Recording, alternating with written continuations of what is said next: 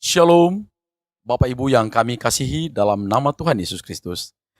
Kami dari Majelis Daerah YPP Batu di Sumatera bagian Selatan dan Sekolah Tinggi Teologi Ebenezer dalam program Sabda Ilahi menyapa Anda pagi ini.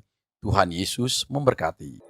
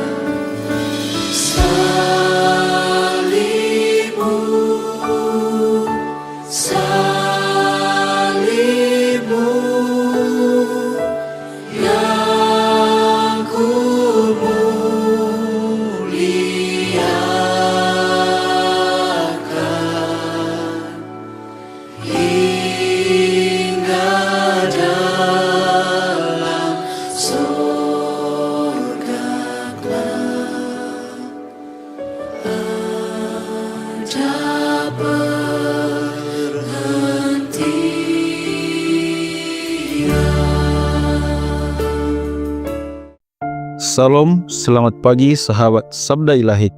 Kembali lagi bersama kami di MD YPPI Batu Sumbaksel. Kita akan kembali merenungkan kebenaran firman dari Yohanes pasal 1 ayat yang ke-12. Tetapi semua orang yang menerimanya diberinya kuasa supaya menjadi anak-anak Allah, yaitu mereka yang percaya dalam namanya. Di bawah satu tema, kuasa menjadi anak-anak Allah. Sahabat Sabda Ilahi, ayat ini lahir dari prolog Injil Yohanes yang memaparkan misteri agung. Sang Firman yang adalah Allah, yang pada mulanya bersama Allah telah menjadi manusia dan diam di antara kita. Namun di tengah keterangan yang datang ke dalam dunia, banyak yang menolak Dia.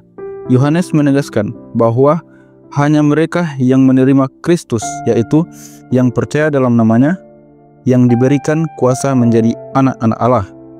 Kata kuasa di sini bukanlah sekedar izin atau peluang, tetapi otoritas dan hak yang berasal dari kehendak Allah sendiri, bukan dari usaha manusia, bukan dari keturunan, bukan dari darah, bahkan bukan dari kemauan daging atau pikiran. Ini menopang kesombongan religius yang mengira bahwa status rohani bisa diwarisi atau dibeli.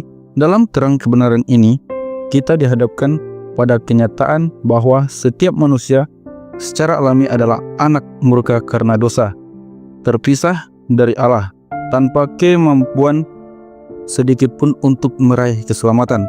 Namun anugerah Allah di dalam Kristus memanggil kita keluar dari kegelapan untuk menerima Dia dengan iman sejati. Makna rohaninya jelas.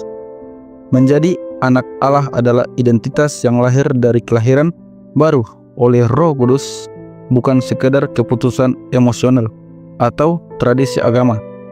Praktisnya, sahabat Sabda Ilahi, jika kita adalah anak-anak Allah, maka hidup kita harus memancarkan sifat Bapa kita, kudus, penuh kasih, taat, dan membenci dosa. Tidak layak seorang yang menyandung nama Kristus masih mencintai dunia dan kompromi dengan gelap. Tantangannya adalah untuk memeriksa diri, apakah kita sungguh telah menerima Kristus atau hanya mengenalnya di bibir. Apakah iman kita mengasihi pertobatan nyata atau hanya menjadi hiasan di hari Minggu. Paulus akan berkata kepada jemaat, hiduplah sebagai anak terang, sebab hak istimewa ini menuntun hidup yang selaras dengan Injil. Janganlah kita mempermainkan kasih karunia dengan hidup seperti anak dunia, karena anak-anak Allah dipanggil untuk mencerminkan kemuliaan Bapa mereka. Mari kita berdoa. Bapa yang kudus, terima kasih karena Engkau telah memberikan kami hak menjadi anak-anak-Mu di dalam Yesus Kristus. Ampuni kami bila kami masih hidup seperti orang asing bagimu, lebih mencintai dunia daripada Engkau. Perbaharuilah hati kami agar iman kami nyata dalam pertobatan dan ketaatan.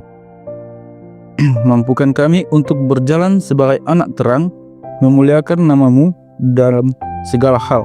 Demi Yesus Kristus, anak-Mu yang tunggal, kami berdoa. Amin.